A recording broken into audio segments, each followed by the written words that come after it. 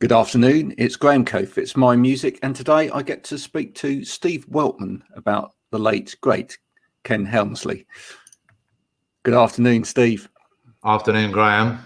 How are you? Yeah, I'm good. I'm good. Good. It's actually been a good day, and in these horrible times of lockdown, having a good day is a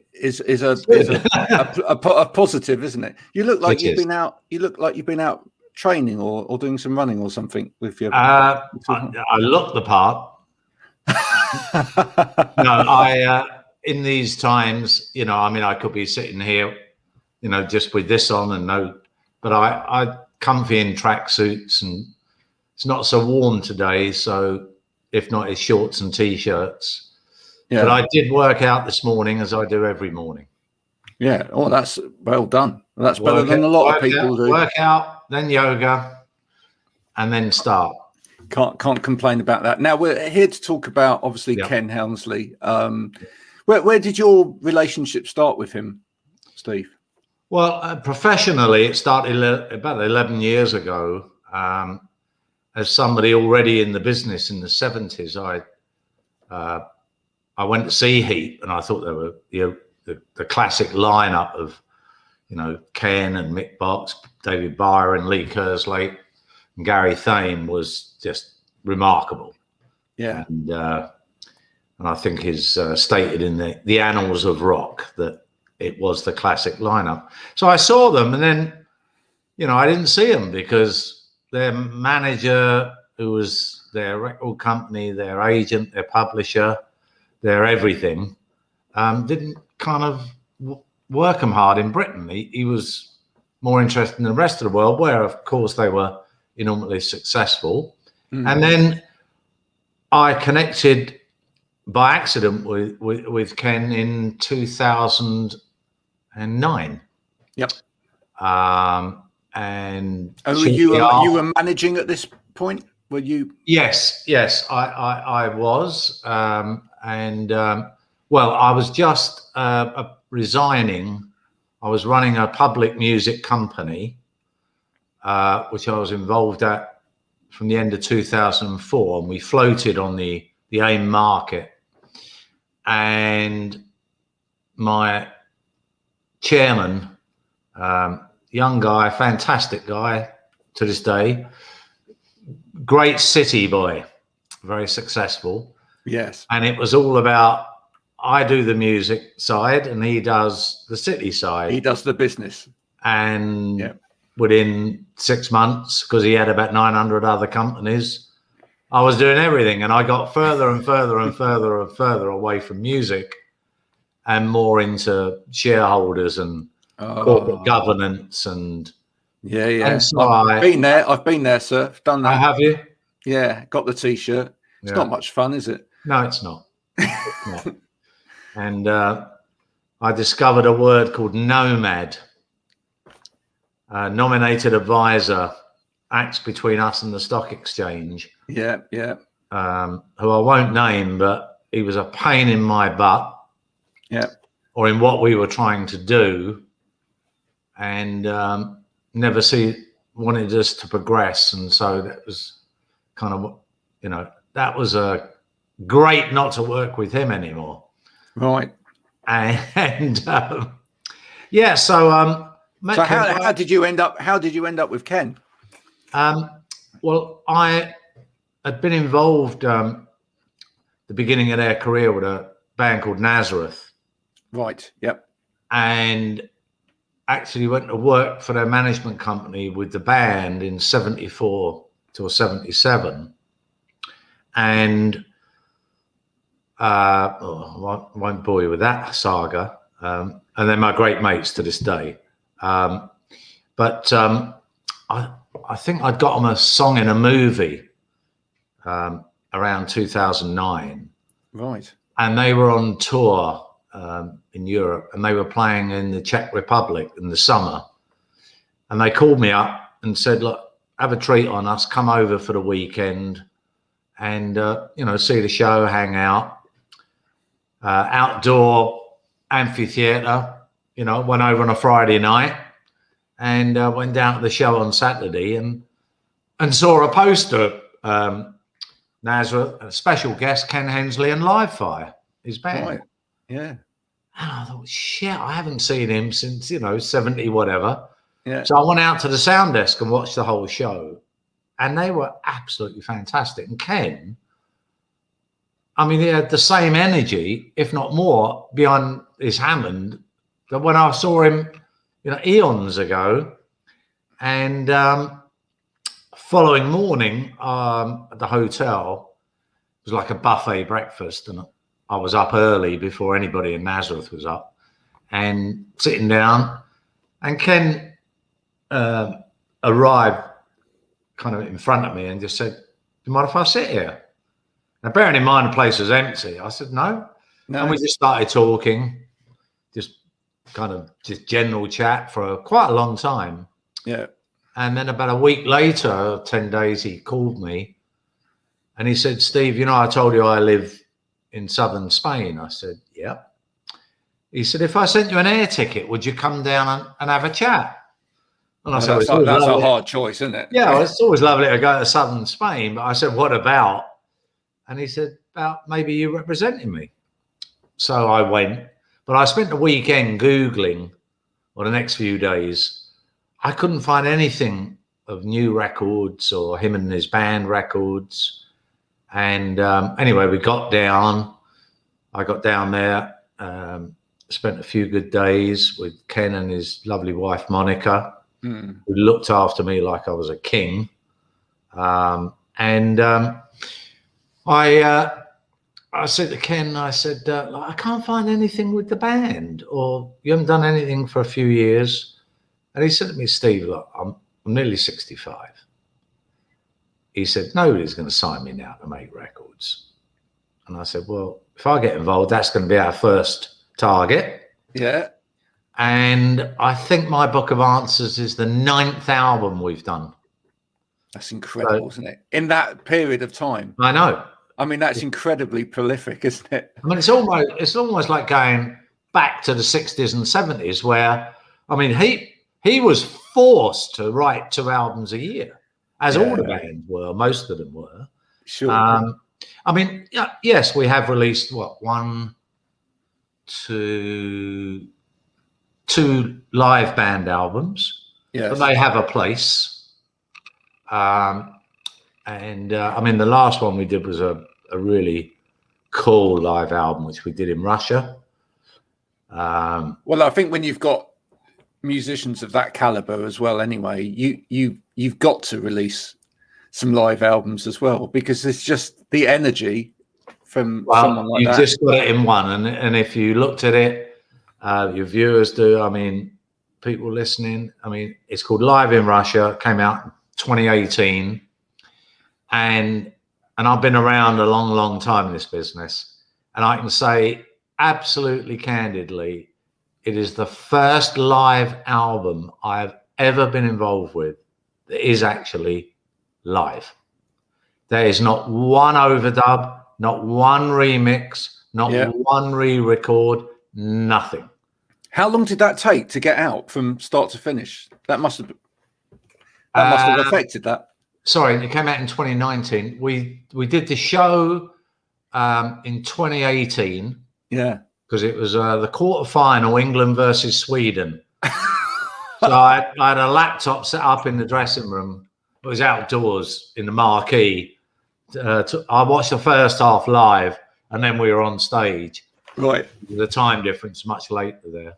And so it was basically in a place called Novokuznetsk. Tell me when I'm boring you. No, it's fine. And the city was 400 years old that week. And a local billionaire had funded a whole week's cultural activities for the city. That's amazing. Yeah, incredible. And we met him. He was nothing like the media tell us.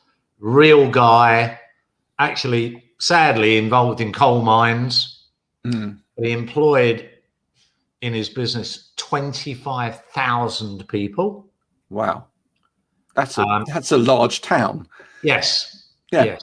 Well, and that's all his supply chain as well. Wow. And his excuse me, his celebrations culminated with a free concert in the big city square, and there was 40-odd thousand people there.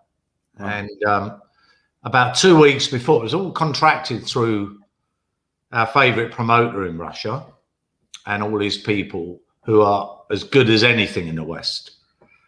And 2 weeks before, he called the promoter and said, "Can you ask Steve?" He said, "I'd like to film and record it just for my personal use." So I said, "Yeah, we'll have to have a contract, like, no problems, providing I can get commercial rights, you know, if I want them outside Russia." Yep. And they agreed. But then by the time we actually got the film and started looking at the film editing, and it came out in the summer, and it was only really the filming side, getting everything right, but the audio was not touched at all. Yeah. And so it came out as a double CD with a bonus disc of the concert, or a double vinyl album with the disc slipped in. And it's, as you rightly said, Graham, the energy that you got from that show, it was fantastic, you know. And remarkably, I mean, that's the other thing. I mean, if you see it, the average age of the audience is so much younger than a standard Uriah Heep audience. Yeah. But Russia was wonderful to Ken, and it was his biggest live market in the world. I mean, we toured all over there. I mean, we did shows in the Kremlin Palace with a symphony orchestra, shows in St. Petersburg with a symphony orchestra and a 50-piece children's choir. I mean, that's just remarkable, isn't it? I can't even begin to imagine how remarkable that is to be in that sort of situation.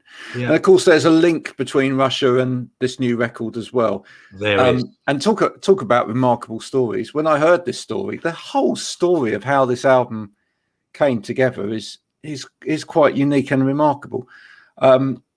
So just talk us through it. Ken met this this Russian fan of his, and where did they first meet? Okay. Basically, Ken was flying. Ken's nearest airport was Alicante. Yep. We were doing a show in St. Petersburg. So Ken was flying from Alicante to Moscow to connect to St. Petersburg, me from London. And, you know, business class, got in the Cura Aeroflot, tap on the shoulder, bloke asking for a photo. No words were exchanged. Ken, you know, did the photo, got on the plane. After takeoff, the stewardess is talking to this chap who's sitting away from Ken. Yeah. Comes over to Ken, and she tells him that this is a lifelong fan of yours, Ken, who doesn't speak any English or Spanish. Ken exchanged through the stewardess some words back, and I can't remember exactly the chronology. A little while later, this chap we didn't know at the time has a house in Spain, about an hour and a half or so from where Ken lives. Ken got a call, like to invite you up for dinner, and maybe you bring a guitar, do us a private few songs.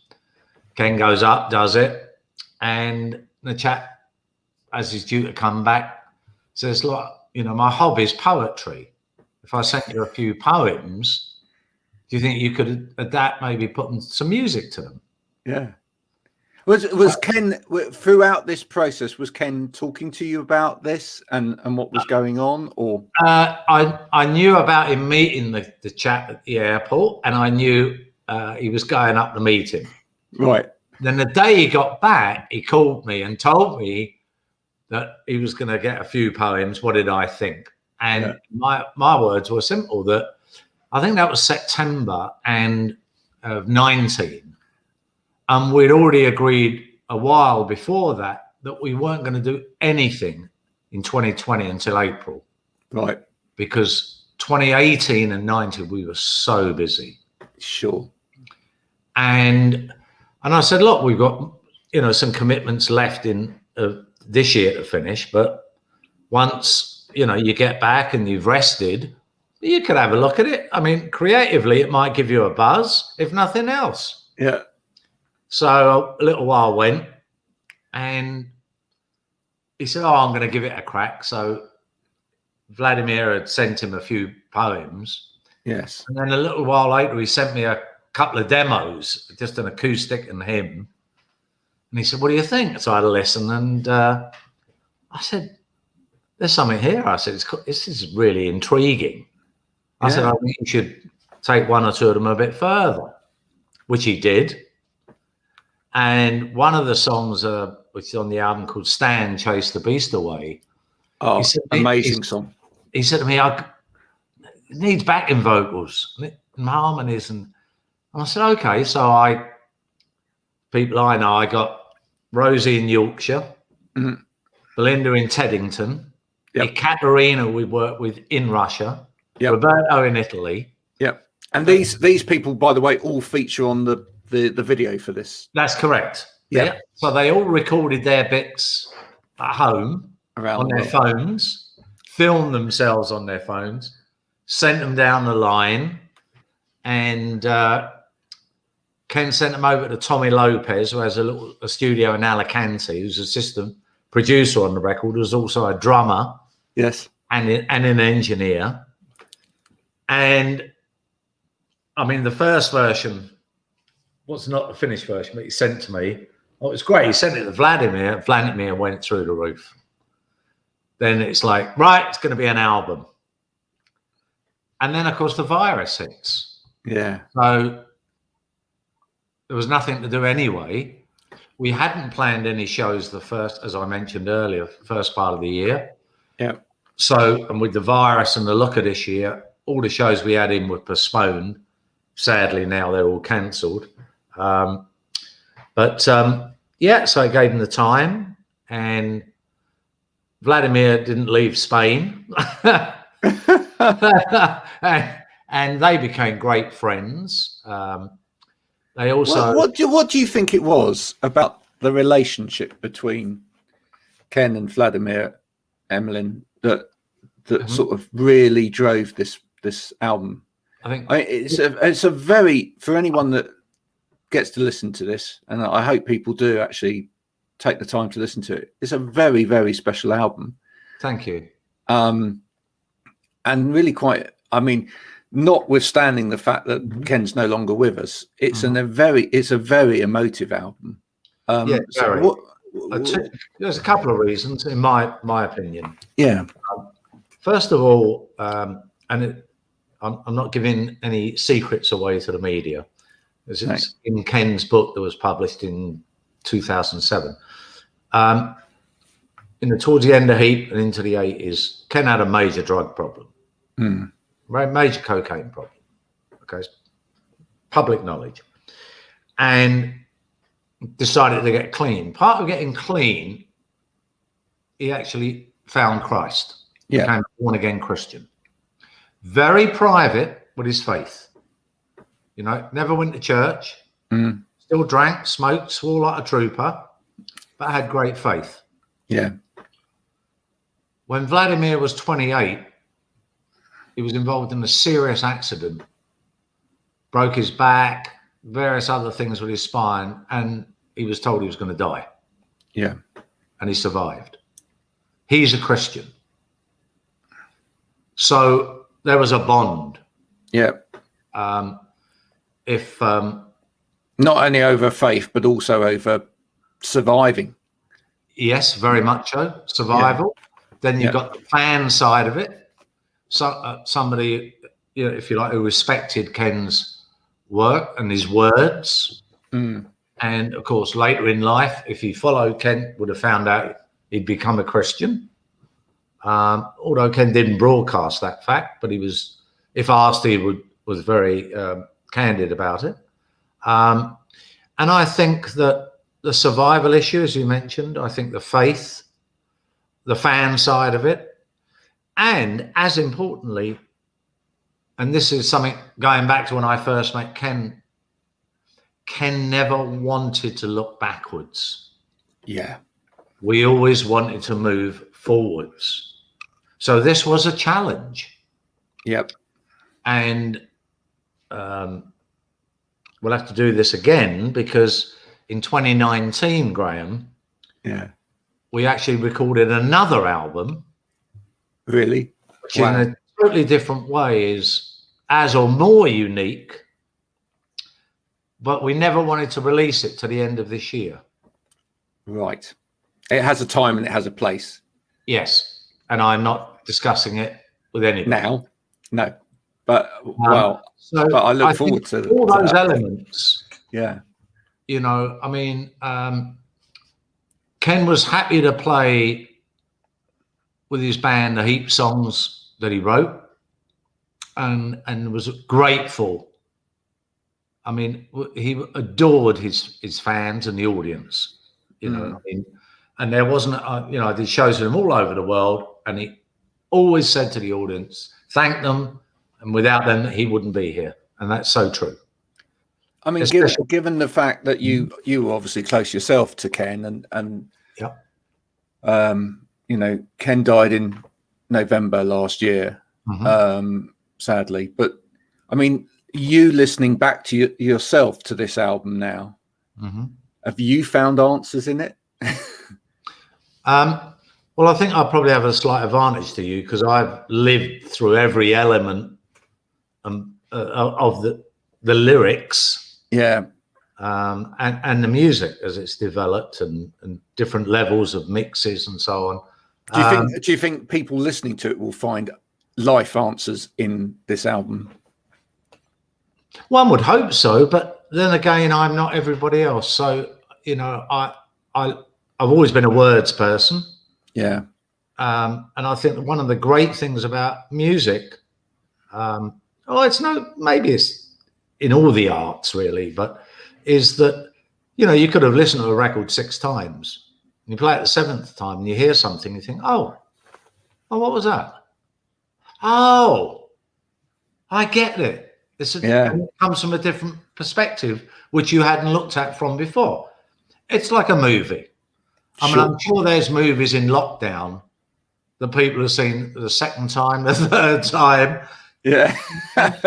And movies that have great scripts, you can often see for a 2nd time and discover something you missed, you know, the 1st time. So, you know, I don't know whether it's because I've been in the business all my life, but, you know, I love listening to an album. Yeah. You know, I like to think I'm a modernist in the whole thing. I like the old-fashioned experience of turning the lights low, turning the noise up, and listening to a whole album. Absolutely. Yeah. You know, and sadly, that's at the moment, that's becoming a thing of the past. Yeah. Well, it is in some respects, but I think there's a lot of us out there that are still champing at the bit to buy proper albums, and you know, if there's been a positive thing about this pandemic and this period, is there has just been some amazing music produced and some amazing albums, shall we say, that have been produced. And I think in a way it's given a lot of people that were always struggling for time in terms of the tour, then the next album, the tour, the next album, whatever, time to actually craft properly for, you know, some really amazing albums. Yeah, I'm glad that you're happy with that. I mean, I have to be honest, you know, I haven't heard too many great albums since lockdown began, because first of all, I think in the UK anyway, the original lockdown was at 9 weeks. I don't think that people thought it was going to last a year. Yeah. It was only kind of maybe late summer, and where live shows was going to be out of the question, people started doing the odd stream. and then it's kind of grown from there. And obviously there are many acts that have had the time, as you say, that have made records. There are also other acts that should have been making records that won't work remotely. No. And I can tell you, I've mentioned two of them since we started talking. One is Nazareth, and one is Uriah Heep. It's not for everybody. It certainly isn't for everybody.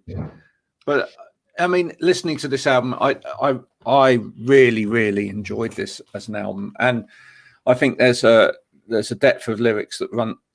You can feel that this has taken time lyrically as well, all the way through. I mean, this really meant something to Vladimir in terms of what he's put into it. And I just think it's that shared experience. I think you're probably right. I think it's that shared experience of going through something life-changing that the two men had that has come together in this. So it is a really, really special record, and I'm pleased that you're sharing it with the world. What did Ken think of this album? Did he share with you his thoughts on it? Yeah, I mean, Ken was absolutely thrilled with it. I mean, he kind of refers to it. No, you know, he's never done anything like it. That's the remote side of it. And I think with Ken, it was a challenge. It was something different. And I think at the beginning, once we'd done, well, not that you've heard that mix, but what we did the first little mix of Stand. Yeah. And then I think he realized the potential, what could be done. And it just grew and grew. And then, you know, Vladimir, when, you know, Ken sent me over all the files. We mastered it in London with our mastering guru, John Davis at Metropolis. And then I sent it back to him. And I don't, am I allowed to swear on this? Or? No. Right. Sorry. Okay, so I can say that I sent them back the mastered version. Yeah. You know, and Ken sent me an email back saying, with some rude words in it. ... Amazing. Oh, that's lovely. Vladimir, and then Vladimir went ballistic. We've got to make videos. Yeah. So we made a video for every song on the album. I mean, they're obviously low budget, but that's another thing Ken thought was unique. And I don't know off the top of my head an act that's made a video for every song on an album before. You know, we've released 3 so far. Yep. We released Cold Sacrifice last Friday. The album is released this week, as you know, on Friday. And then we're just toying around, and we'll release the next one in about 3 weeks' time, 4 weeks' time, and do that through the year. And so far, in all the platforms, everything's been really well received. Well, I'm glad we can do this now, because this album's due out on the 5th. That's correct. Yeah, of March. So we're nearly there.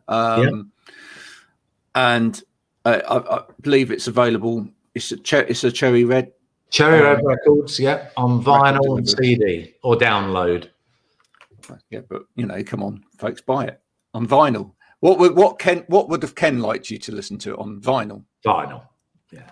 There you got a record player. So you know, let's not dishonor Ken, folks. Let's buy it on vinyl. Yeah, that's the way. The quality of the mastering is super. No, that's brilliant. I mean, obviously you miss Ken, and you miss being with him. So it's indescribable. I mean, literally, apart from Sundays, not because it was Sunday. Yeah, we spoke at least once or twice every single day, no matter where in the world I was or he was. Yeah, or even if we were in the same hotel room in Russia. Right. I mean, first thing in the morning after a cup of coffee, he'd call me just like he did at home, or me him. So, what would you say you would like to see as being his legacy, if you like, I mean, you've talked about his energy. I think that I see as his legacy is his work. So that's all there. Yeah. That won't change because this record's coming out, or the next record, or previous records. His body of work, is enormous. It's in a very, very big body. I mean, it's but not just a big body of work. It's a quality body of work as well. Thank you. Thank you. That's sounds wrong if I say that. But yeah, so that's his legacy. I mean, I would just hope that people, particularly younger people, which I know is happening in Russia and what we would in the West call the old communist countries, the old Soviet satellites, the Polands, the Czech Republics, the Hungaries, where again Ken's very popular. And the audiences have been getting younger, and I hope they can discover some great songs, and not just the famous Heap songs or Ken's first solo album, Proud Words, which is considered in kind of higher circles now. But we released an album 2011 called Love and Other Mysteries. 13, right. Which is really a songwriter's album. Yeah, there's some beautiful, beautiful songs on that record, and that's what you hope people discover, if you like, within his legacy. Yeah, no, absolutely. I think if for any musician, and I'm sure it will be the case with Ken, if you hear someone younger further down the line saying, I was inspired by, oh yeah, from a that was one of the people that got me into songwriting. That's the biggest legacy you can leave, isn't it? Indeed, that's well said. Well said. Yeah, so, I mean, I don't know if you saw. I mean, one of the tributes came out of America from Richie Lawless. I mean, it was just extraordinary. I mean, Richie was just in total awe of Ken. Yeah.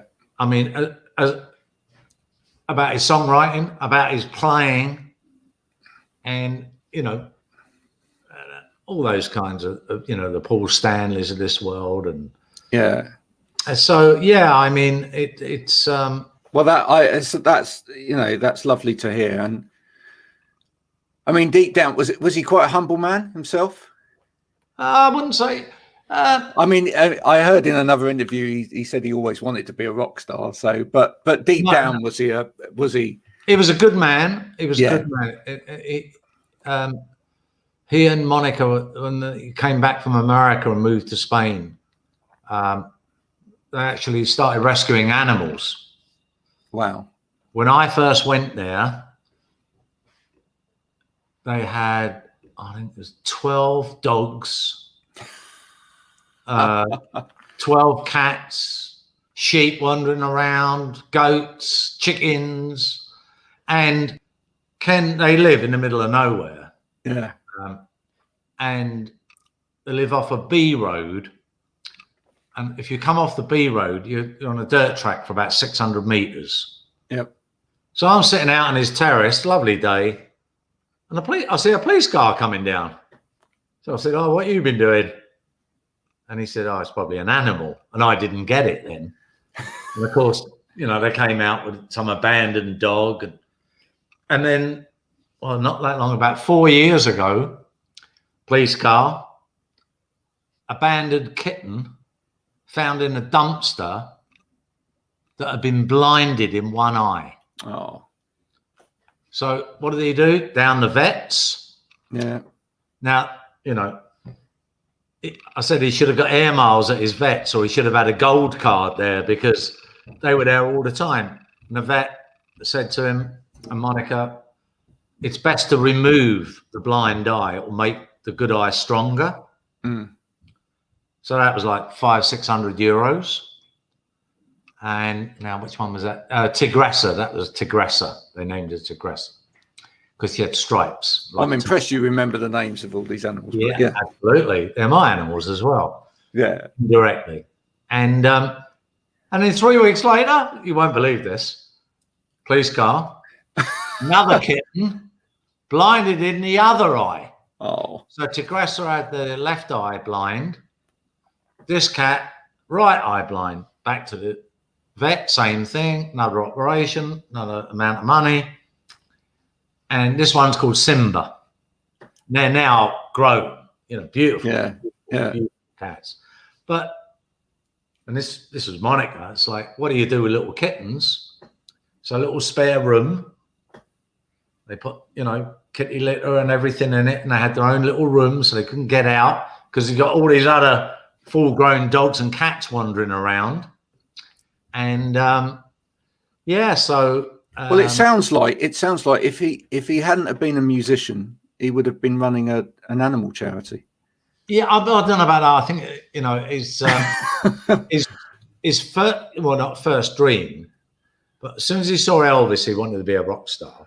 But he loved football, right? And I think his dad used to take him to Charlton, and then I think he was offered terms by Luton, right?